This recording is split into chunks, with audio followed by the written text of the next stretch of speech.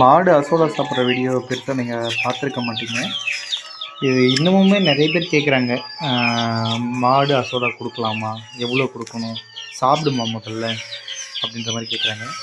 நீங்கள் டெய்லி அதுக்கு கொடுக்குற புல்லு மாதிரி தான் இந்த ஒரு அசோலா. புல்லில் எப்படி வந்து பார்த்தீங்கன்னா சத்து இருக்கோ அதேமாரி அசோலாவிலையும் வந்து பார்த்தீங்கன்னா அதிகப்படியான ப்ரோட்டீன்ஸ் இருக்குது.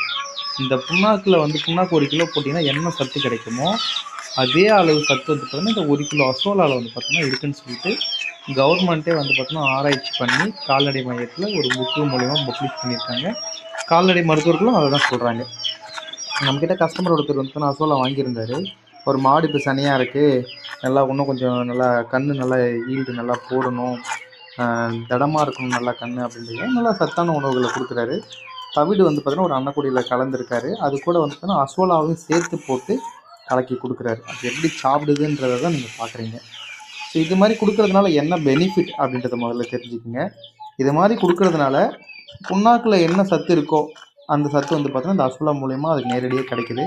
அதிகப்படியான புரதம் அமினோ அமினங்கள் வந்து பார்த்தீங்கன்னா அது கிடைக்கிறதுனால நல்லா ஹெல்த்தியாக இருக்கும். மாடு எலும்பு தோலுமாக இருக்காது, நல்லா ஆரோக்கியமாக இருக்கும். அதுக்கு தேவையான சத்துக்கள் வந்து பார்த்தீங்கன்னா மினரல்ஸ்லாம் வந்து பார்த்தீங்கன்னா அதுக்கு ஈஸியாக கிடைக்கும். அப்படி கிடைக்கும் போது வந்து பார்த்தீங்கன்னா மாடு வந்து ரொம்ப ஆரோக்கியமாக இருக்கும், எந்த விதமான நோய் தாக்குதலுக்கும் உட்படாது. கன்று போடும்போது வந்து ரொம்ப எளிமையாக கன்று போடும். அந்த பிறக்கக்கூடிய கன்றுக்குட்டியும் வந்து பார்த்தீங்கன்னா ஆரோக்கியமாக இருக்கும். இதுவே பால் கறக்கிற மாடாக இருந்தால் பால் நல்லா வந்து பார்த்தீங்கன்னா ஃபேட் கண்டென்ட் நல்லா வரும். எஸ்என்எஃப் ஃபேட் வந்து பார்த்தீங்கன்னா நல்லா ரேட் கூடி வரும். அதேமாரி கறக்கக்கூடிய அளவை விட கொஞ்சம் கூடுதலாக சேர்த்து கறக்கும். மாடு வந்து பார்த்தீங்கன்னா நீங்கள் பால் கறக்கிறதுனால வந்து பார்த்தீங்கன்னா பாதிக்கப்படாது. சரிங்களா? அதனுடைய எனர்ஜி லெவல் வந்து பார்த்தீங்கன்னா நீங்கள் வந்து பார்த்தீங்கன்னா பூஸ்டப் பண்ணுறீங்க, அவ்வளோதான்.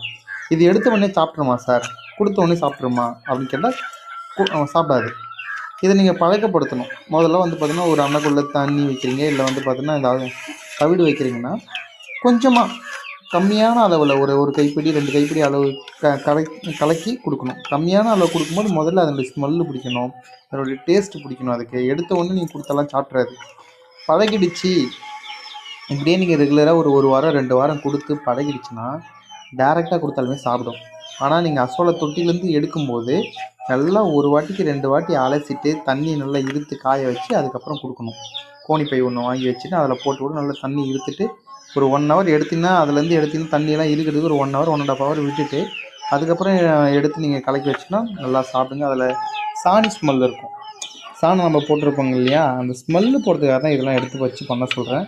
மற்றபடி வேறு ஒன்றும் கிடையாது. கோழிக்கு போடுறதுன்னா நீ தண்ணி இறுக்கிட்டு தான் போடணும். தண்ணியோடு போட்டிங்கன்னா அதை சாப்பிடும்போது சளி பிடிச்சிடுங்க. அந்த தண்ணி ரொம்ப நாளாக தேங்கி நின்று இருக்கும், அதனால் பிரச்சனை வரதுக்கு வாய்ப்பு இருக்குது. ஸோ வாஷ் பண்ணிவிட்டு தான் நீங்கள் கண்டிப்பாக போடணும்.